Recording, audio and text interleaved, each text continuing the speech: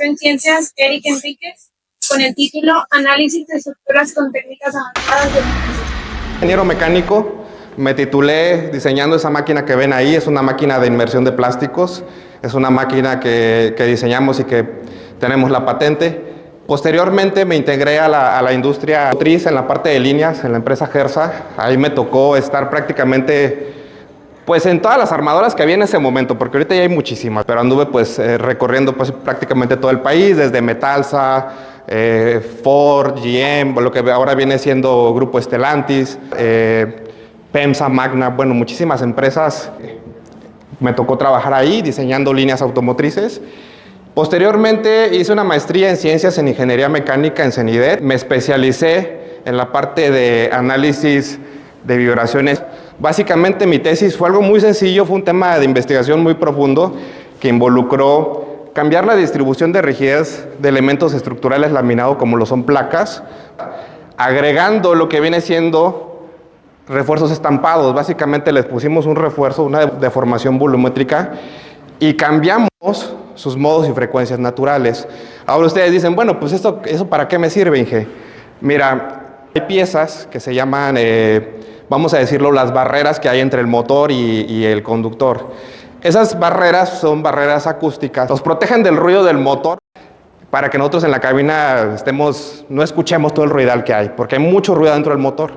Entonces, básicamente, nosotros cuando movemos una de las frecuencias de vibración de una placa, pues la alejamos y hacemos que no entre en resonancia. No sé si han escuchado ese fenómeno de la resonancia. La resonancia es cuando alguna fuerza externa incide con la frecuencia natural de un sistema y hace que vibre. Todo tiene múltiples frecuencias naturales, ¿verdad? A todo le podemos sacar sus frecuencias de resonancia y son múltiples, pero nosotros nos basamos mucho en las primeras. Posteriormente, bueno, eso fue mi tema de investigación, me fui a Guadalajara en la empresa Modutram. Ahí enfrente del estadio Akron, al lado de Intel, hay una, vamos a decirlo, una estación de pruebas de un tren. Son trenes eléctricos.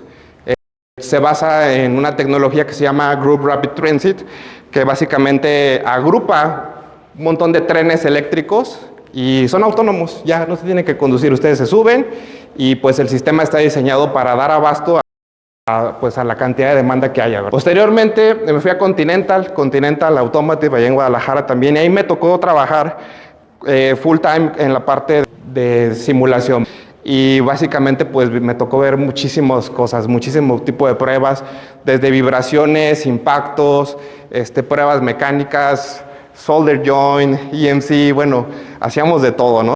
La verdad me dejó muchísimo aprendizaje y sobre todo pues vaya, consolidar todos los conocimientos que yo venía construyendo. Posteriormente me vine a Monterrey con la empresa Yasaki y ahí estuvimos trabajando pues haciendo varios proyectos de electrificación y posteriormente me integré a la empresa John Deere aquí en San Pedro, en Santa Catarina, y bueno, pues ahí estuve como supervisor de análisis estructural, ¿verdad? Básicamente coordinando equipos, haciendo planes, pruebas de la validación virtual, un poquito de lo que yo hacía en esas empresas y bueno, me ha tocado, les digo, estar muy metido en elemento finito y en diseño, el diseño del producto, el diseño del herramental y toda la parte de R&D, ¿no? Que es Research and Development. Básicamente he estado en todo y en el área de investigación.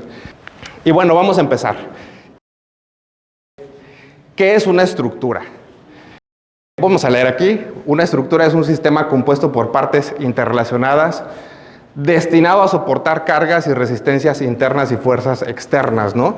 Y hablamos de que prácticamente todo es una estructura, desde este edificio que nos sostiene, hasta la silla, hasta los lentes que traen, hasta nuestro sistema óseo. Todo puede ser considerado como una estructura, pero existen desde las estructuras más básicas, ¿no? Podemos hablar desde el átomo, desde un puente hasta un edificio, pues hasta una galaxia, ¿no? Vamos a continuar. Oigan, por cierto, ¿utilizan ustedes inteligencia artificial ya? Bueno, esa presentación, muchas cosas se hicieron con inteligencia artificial. Se ven padres, ¿no? Pero también estoy integrando lo que viene siendo inteligencia artificial al proceso de simulación. Entonces, muchas cosas ustedes ya las distinguen, ¿no? Eso lo sacó del ChatGPT ahí, ¿no? Y sí, la verdad es que sí. Pero bueno, ahorita les voy a decir cómo lo he integrado yo. Les decía, desde moléculas, células, galaxias, el universo como tal es una estructura muy compleja.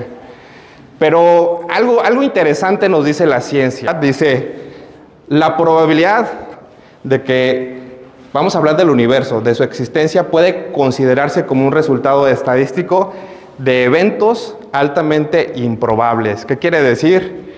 Que la ciencia dice que el hecho de que nosotros estemos aquí parados es un evento altamente improbable. Wow, ¿ya habían escuchado eso? A ver, y si le damos más, hay un concepto, ¿no? El concepto de infinito. ¿Qué es infinito? La ciencia dice que la probabilidad de que el universo exista es más una cuestión de probabilidad estadística, y la ciencia recurre a un recurso incomprensible para comprender aquello que no comprende. ¿Qué es eso? Es el concepto de infinito. Ya sus clases de matemáticas, ¿no? ¿Cuál es el valor de dividir 1 por infinito? 0. Somos todas las posibilidades, ¿verdad? Nosotros somos todas las posibilidades que se han recombinado durante años. Por eso es incomprensible. 0 es la probabilidad de que existamos. Y recurro a este recurso del infinito y del finito porque precisamente esto habla de lo que hemos estado viendo aquí, elemento finito. Hay una pregunta que les quiero hacer. Si tiras un dado infinitamente, ¿todas las combinaciones son posibles? ¿Qué piensan ustedes? ¿Todas las combinaciones son posibles? Si tiro un par de dados, ¿verdad? No un dado, un par de dados infinitas veces, ¿todas las combinaciones son posibles? Sí, es cierto, son posibles. ¿Qué dicen?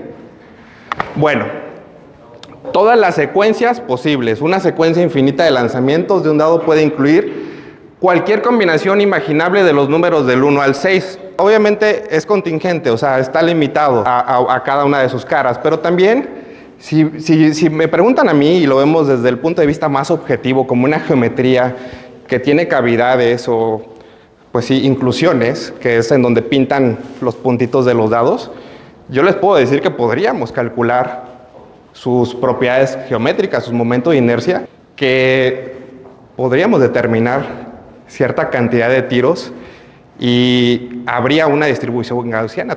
Entonces me pregunto yo, ¿el universo es un diseño de experimentos? Bueno, miren, en la realidad y en los fenómenos aleatorios o estocásticos hay muchísima aleatoriedad, ¿no? O sea, tenemos que cada lanzamiento es independiente, tenemos que, no podemos listar toda la cantidad de combinaciones posibles, pues cada fenómeno es independiente, pero para esto nosotros utilizamos lo que viene siendo los métodos numéricos. En la práctica, en las aplicaciones reales, se considera un número muy grande, pero finito de lanzamiento, ¿verdad? Nosotros tenemos que limitar o acotar. A eso se refiere cuando digo la palabra contingente, es algo que lo contiene. Cuando hablamos del término infinito, comenzamos a recordar ahí un poquito de la escuela, teoría de conjuntos, ¿se acuerdan? Entonces el infinito es un conjunto que contiene todos los conjuntos al final. Pero, ¿cuál es su límite? Todos lo sabemos. Entonces tenemos que acotarnos, ¿verdad? Tenemos que definirnos dentro de un área para poder nosotros diseñar nuestros experimentos. Entonces existen muchos métodos numéricos comunes para hacer este tipo de análisis de dados y todo esto. Está el método de Monte Carlo, la simulación directa, el método de Bootstrap, que se utiliza más para cuestiones ya de organismos, moléculas y todo eso, porque esto está en todo, desde microorganismos hasta simulaciones ya muy complejas, física cuántica o mecánica clásica. Y bueno, vamos a hablar de simulación. La simulación es el proceso de crear un modelo digital de un sistema del mundo real y llevarlo a un mundo virtual. Vamos a digitalizarlo, ahorita le dicen gemelos digitales. Lo reproducimos, lo modelamos en 3D y tenemos la capacidad de analizarlo, ¿no? Y el término finito se refiere a algo con límites definidos. Era lo que les decía. Y bueno, ya hablamos de todo esto. Ustedes ya son familiares con lo que es el análisis asistido por computadora, el CAE, por sus siglas en inglés. Pero bueno, vemos que la simulación Pues prácticamente hoy en día yo les puedo decir que se puede simular de todos. Platicaba con uno de sus compañeros que ya tenemos simulaciones de botellas, de cartones, de plásticos, de fluidos, hasta de procesos químicos como la corrosión. Realmente simulaciones, créanme, es muy, muy grande el mundo de las simulaciones, ¿verdad? Electromagnéticas. Pero bueno, vamos dándole un poquito más. Y aquí, ¿cómo funciona, no? Y aquí se los voy a platicar, sencillito, ¿no? Tomamos, esas son unas vigas como estas aquí, como estas traves, ¿verdad? Que están ahora sí que aisladas. Lo que se hace es que se discretiza el modelo. ¿Qué quiere decir? Que se particiona, que se subdivide en una cantidad finita de elementos. Y esos elementos a su vez contienen otro tipo de, vamos a decirlo, elementos que son más pequeños que se llaman nodos. Y en esos medimos los desplazamientos. Y ahorita vamos a ir viendo todo eso. Y aquí están, pues. Aquí les puse una imagen bonita donde lo podemos ver. Tanto de un elemento hexadominante como un tetraedro. Los podemos ver y podemos ver cómo particionamos las estructuras en eso. Yo creo que ya lo han visto en Matrix y todo esto, ¿no? Pero bueno, aquí viene algo que se llama refinamiento de malla, ¿no? Que conforme más vayamos refinando la malla, más va a ser preciso el resultado. Pero ¿qué creen? ¿Cuánto tengo que reducir mi malla para que sea muy preciso, ¿verdad? ¿Cuál es ese límite? Hay algo que se llama convergencia de malla o análisis de convergencia de malla. Hacemos una iteración con diferentes mallas e identificamos en un momento esta malla, los resultados ya no van a variar. Por ejemplo, yo les puedo decir que algo adecuado sería aquí, ¿sí? Porque ya mi variación va a ser muy pequeña, muy pequeña, pero depende de lo que quiera analizar. Puedo irme más a lo particular, a una escala cada vez más pequeña, ¿verdad? Entonces, un resorte es el elemento más básico, es de donde viene todo esto de elemento finito, es de ahí de donde partimos nosotros. Un resorte elástico lineal es un dispositivo mecánico capaz de soportar cargas axiales y su elongación o contracción es directamente proporcional a la carga axial aplicada. Es el elemento bidimensional más sencillo que podemos encontrar, ¿va? O tridimensional, lo podemos simplificar de las dos formas. Entonces, una vez que nosotros aplicamos la carga, va a haber un desplazamiento. Esto lo conocemos como, pues ustedes ya saben, la ley de Hooke, ¿no? La ley de Hooke, F igual a menos KX. ¿Me puedes apoyar con la que sigue? Y para hablar de esto, yo hablaba de distribución de rigidez cuando comencé la plática, pero prácticamente es una propiedad intrínseca de cada una de los subsistemas que vamos a analizar y depende de varias cuestiones como la geometría y el material. Yo les voy a platicar cómo lo obtenemos, pero lo vamos a hacer rápido porque no vamos a centrar tanto en las ecuaciones el día de hoy. Entonces, básicamente, a partir del término de esfuerzo y de la deformación unitaria, nosotros podemos hacer el cálculo de rigidez de un resorte. Y bueno, una vez que tenemos el esfuerzo y la deformación direccional o unidireccional, podemos sustituirlo en las ecuaciones y podemos obtener esta ecuación, en donde tenemos lo que viene siendo el área de la sección transversal por el módulo elasticidad entre la longitud inicial. Básicamente es así como nosotros podemos, así de sencillo, obtener este valor. Que normalmente en una prueba, ¿cómo obtendríamos, por ejemplo, el valor de rigidez del módulo de elasticidad de un material? Nos iríamos a un laboratorio, ¿no? Un laboratorio y le ponemos una prueba de tensión, nos da la curva, es fuerza de formación y es la canasta básica de los ingenieros mecánicos. La canasta básica. Todo el tiempo van a ver eso. ¿Por qué?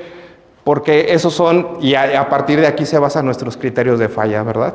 Si sobrepasamos el límite elástico, entonces vamos a tener deformación permanente o plasticidad y este fenómeno, en realidad muchos dicen que es una falla, no. Todavía se puede seguir estirando hasta que se rompa, pero hay un fenómeno que se llama fatiga y prácticamente la mayoría de las cosas, ¿verdad?, que están en movimiento, vehículos, camiones, trenes, es algo que le pega muchísimo. Porque una estructura, ya lo dijimos, está sometido a cargas externas y internas también. Internamente hay cargas dentro del material, ¿verdad? Internamente hay dislocaciones y nos vamos a la microestructura. Y bueno, yo hice un modelo así sencillo para enseñarles cómo se ensambla una matriz. Y básicamente, este es un ejemplo de los más sencillos. Es un solo elemento Ese punto que ven ahí se llama nodo y ese otro también. Entonces tenemos dos nodos, un elemento que es el resorte como tal y las condiciones de frontera, que eso es fundamental en todos los análisis, es la canasta básica de la simulación. Tienes que definir tus constraints, tienes que poner tus limitaciones, en dónde lo vas a agarrar, dónde lo vas a fijar, cuál va a ser la carga que vas a aplicar. Pero aquí también sucede algo, ¿no? Que cuando yo pongo mi fijación aquí, que está completamente fijo, recurrimos otra vez a los conceptos de rigidez infinita. La rigidez infinita no existe, pero en una simulación se idealiza la rigidez, porque es necesario que vayamos eliminando variables, ¿verdad? ¿Qué quiere decir esto? Que un modelo de simulación puede ser impreciso si está sobre-rigidizado. Y bueno, básicamente, a partir de aplicar una carga, nosotros obtenemos 2 puntos de la ley de Hooke. Vemos las deformaciones, sustituimos la ecuación de la ley de Hooke y obtenemos el equilibrio de fuerzas. Entonces, a partir de aquí nosotros podemos comenzar a ensamblar nuestras ecuaciones. Y bueno, ¿ya vieron? Tenemos una fuerza que normalmente no va a ser 0, porque va a ser una fuerza de reacción, pero esa se va a hacer 0. Entonces, vamos simplificando nuestra ecuación hasta que podemos encontrar lo que viene siendo la matriz de rigidez y la matriz de desplazamiento. Y las fuerzas se van a encontrar como un fenómeno vectorial. La fuerza es un vector. Entonces, vamos. La expresión matricial, bueno, aquí les presento a la ecuación general de movimiento. Yo se las voy a platicar. Consiste de la matriz de masa, la matriz de amortiguamiento y la matriz de rigidez. A partir de aquí, de este modelo simplificado, ya vieron que ya agregamos la masa, ya nada más el resorte, ya agregamos la masa y agregamos un amortiguador. Nosotros, a partir de esto, los ingenieros podemos hacer analogías de sistemas muy complejos, desde una suspensión, una muelle. La ingeniero Carla hablaba de los snaps que llevan las partes plásticas. Prácticamente con esto nosotros podemos simular cualquier cosa. Pero son propiedades intrínsecas. La rigidez es una propiedad intrínseca y el amortiguamiento, existe una propiedad que se llama amortiguamiento interno dentro de cada una de las cosas que existen. Aquí es los tipos de análisis que hay, desde el más sencillo, un análisis lineal estructural, un análisis modal lineal en donde ya agregamos la masa porque ya nos interesa entender cómo van a ser el comportamiento inercial. Y el análisis armónico ya como tal podemos agregar cuestiones como el amortiguamiento. Y bueno, en el análisis modal nosotros podemos ver lo que viene siendo la amplitud de desplazamiento. Y yo digo que el análisis modal es la base de la mayor parte del análisis de vibración, de hecho. ¿Por qué? Porque yo puedo ver en donde, con un análisis modal que es adimensional, ojo, no puedo yo ver desplazamientos reales. Puedo yo entender cuáles van a ser las áreas en donde va a tener mayor amplitud de desplazamiento, donde va a tender a vibrar, las áreas que van a ser más flexibles. Y esto como ingeniero me va a permitir cambiar la rigidez del sistema. Esto como ingeniero me va a permitir decir, mira, vamos a tener un problema de vibraciones. Y bueno, ya hablamos de la fatiga y un poquito de lo que vamos a ver hoy es de la optimización topológica. Esas técnicas que se basan en la distribución de densidad del esfuerzo y remueve en donde no hay esfuerzo, básicamente es lo que hace la optimización topológica. Y los análisis dinámicos y explícitos, eso me gustan mucho, son muy divertidos, la verdad, porque es muy difícil a veces que te salga, ¿no? Hay muchas técnicas para lograr la convergencia en un modelo, y bueno, una es la paciencia. Hay que ser muy paciente para hacer todo este tipo de simulaciones, pero este tipo de simulaciones nos permiten analizar grandes deformaciones, fenómenos como los crash tests. ¿Sí han visto ustedes eso? Las simulaciones donde choca toda una carrocería virtual. ¿Sí? ¿Qué has visto?